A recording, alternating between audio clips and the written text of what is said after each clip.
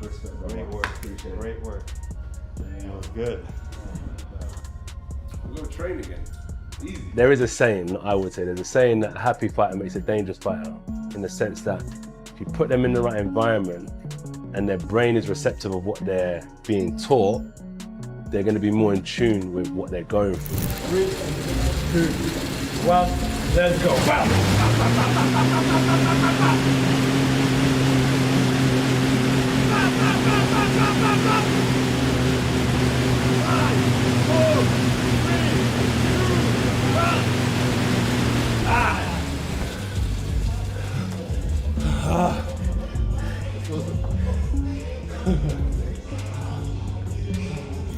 So I'm actually like, give me more, give me more, give me more. That's his mindset in everything he does, whether it's training, whether it's work, whether it's helping other people. As fight night approaches with just days to go, Anthony Joshua appears completely focused.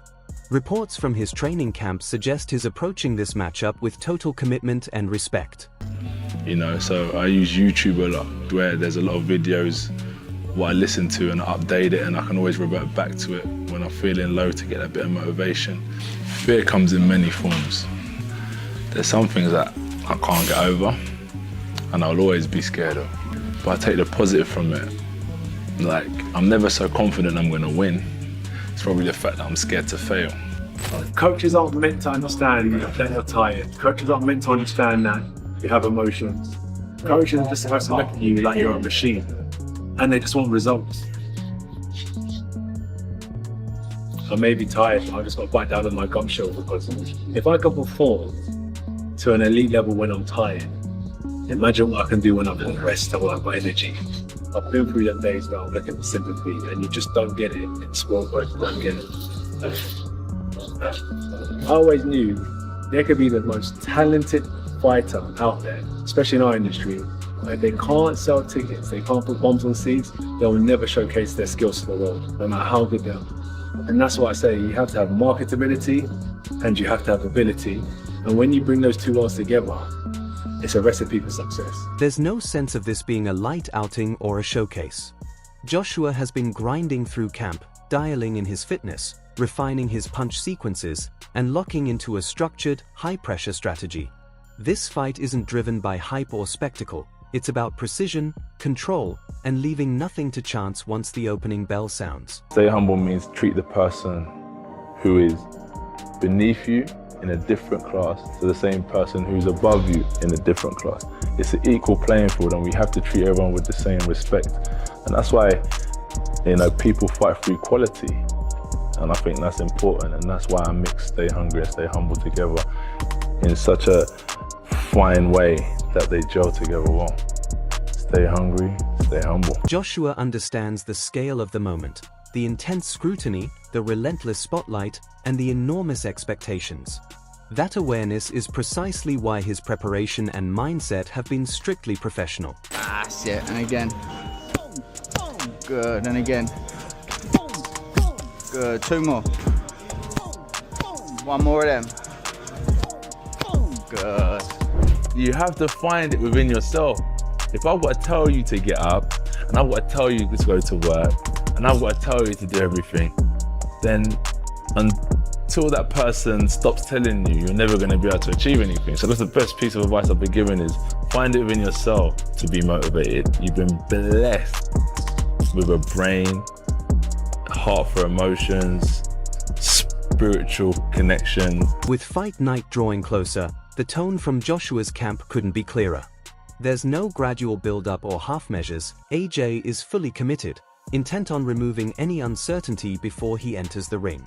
Meanwhile, Jake Paul is also locked in, stepping up his preparation with larger sparring partners and refining his footwork as he prepares for the most demanding challenge of his boxing journey.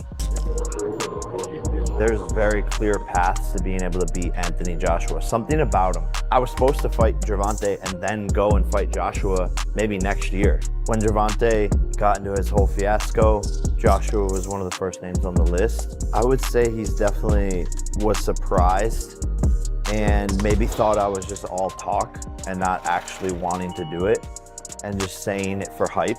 I think that's what a lot of people think. when I say crazy things like fighting Canelo or Bud or Joshua.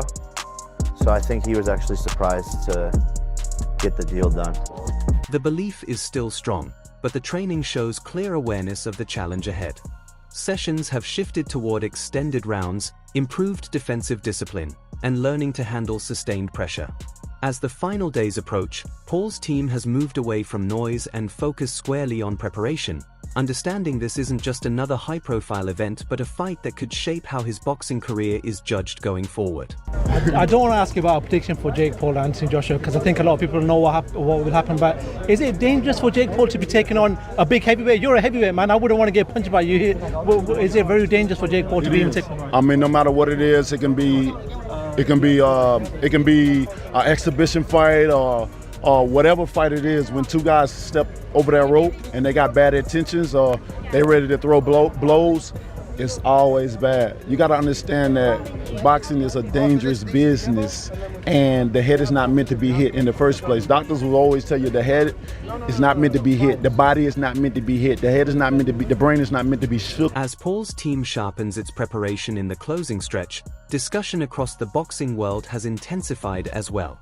On TalkSport, Jim White, Simon Jordan, and Adola Depot positioned the fight as an unusual blend of entertainment and real implications. With the Miami showdown just days away, the panel highlighted the bout's enormous commercial appeal while also questioning the circumstances that allowed it to be approved, pointing to Florida's history of green-lighting atypical matchups. Jordan, in particular, suggested that Paul's prominence is driven more by business power than boxing credentials, emphasizing that while he excels at attracting viewers and revenue, the skill gap between him and a former undisputed heavyweight champion is still significant. If AJ was fighting an area level heavyweight now, it wouldn't go beyond a round. I'd expect AJ to get rid of him, let alone AJ being 40 pounds heavier. The Americans look at AJ slightly different to how we do. They look at him as someone that's washed up. When he was in their country, he got beat by Andy Ruiz, who's not gone on to do anything. If Andy Ruiz went on to have this glittering career, then it maybe would have made that defeat look a lot bigger. They watched him recently get defeated by Daniel Dubois. They think he's done. So they don't have respect for him maybe the way we do over here. So Jake thinks he can win. I've been around Jake and he's delusional, but he's very strong-minded. So he thinks he can win, but there's no way this should go beyond 3 minutes. Who's the A-side? Who walks into the ring first? AJ walks into the ring first, so Jake Paul's the A-side. White steered the conversation toward the business side of the sport, explaining why top-level fighters are willing to entertain matchups like this. Olau added balance by acknowledging Paul's ability to boost boxing's reach and visibility, particularly through digital and modern media channels. Despite differing perspectives, the panel aligned on one point. Beneath the promotion, this is still a legitimate contest with genuine consequences. They noted that if Joshua fails to end the fight convincingly, it could complicate long-term plans already laid out for him. From both the studio's and the audience's points of view, the takeaway was clear: curiosity alone will fuel massive numbers.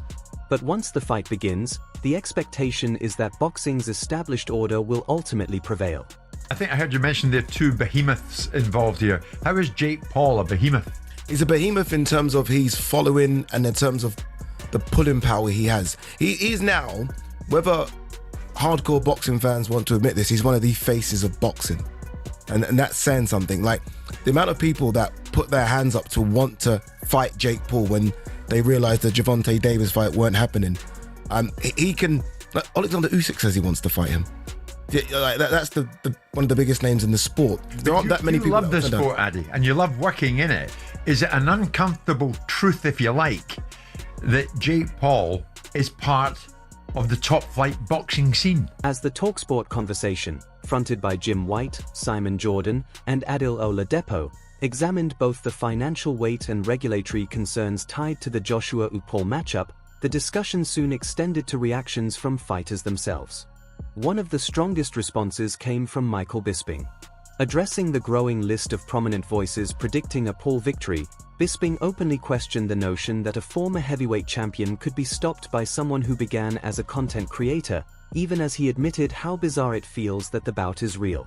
He referenced comments from figures such as Tyson Fury, who has publicly tipped Paul to score a knockout, and Demetrius Mighty Mouse Johnson, who pointed to Joshua's previous stoppage defeats as evidence of potential weakness. We had Tyson Fury. Tyson Fury, a tremendous world champion, one of the best boxers of his generation. Apparently, and I don't know if he's serious, but he says that he put £1 million on Jake Paul to knock out Anthony Joshua. Seriously? Jake Paul chins AJ, yes, they fight. Are you serious? 100%. If they fight, I'm putting £1 million on Jake Paul. Now we know first of all that Tyson Fury doesn't really like Anthony Joshua, so maybe he's just saying that, maybe he's talking shit, or has he really put £1 million on? Because if he has, I want to see that betting slip. And could you imagine if it came in? I don't know what the odds on Jake Paul knocking him out are, but they're gonna be pretty big. From Bisping's point of view, those predictions lack credibility, particularly when measured against Joshua's Olympic background, elite resume, and success against world-class heavyweights. While he acknowledged that Paul has made progress, possesses real power, and deserves respect for taking on risky fights, Bisping suggested that the growing belief in Paul says more about how skewed modern boxing discourse has become than about any true competitive parity. He anchored his view in fundamental boxing realities, emphasizing that Joshua isn't just a recognizable name but an experienced heavyweight with speed, timing, and fight-ending force unlike anything Paul has encountered. Bisping dismissed the notion that Joshua would need to box cautiously or rely on movement alone, pointing out that he has repeatedly proven his ability to stand firm and break down large, dangerous opponents, highlighting his emphatic knockout of Francis Ngannou as a recent example. Anthony Joshua to have to dance around the ring, get on his bike, play cat and mouse, dancing around, picking shots and stick and move. No way. Remember what Anthony Joshua did to Francis Ngannou in Saudi Arabia? He stood there, toe to toe, waited for the opening, threw a right hand. It was like absolute lightning and the power was crippling. Every single right hand that Anthony Joshua threw, he dropped Francis Ngannou, who is a gigantic human being who does have truly one-punch knockout power, as we know. I need to knock him out. I like that. So Mighty Mouse, love you, bro, but what on earth are you talking about? Let's carry on. Addressing rumors that the fight might be staged or softened by behind-the-scenes agreements, Bisping pointed to Eddie Hearn's firm denials and the legal framework governing professional boxing, emphasizing that any truth to such claims would carry enormous reputational and regulatory consequences.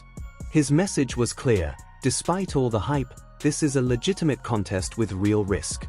And if anyone is poised to suffer from overestimating Paul's chances, it isn't Anthony Joshua.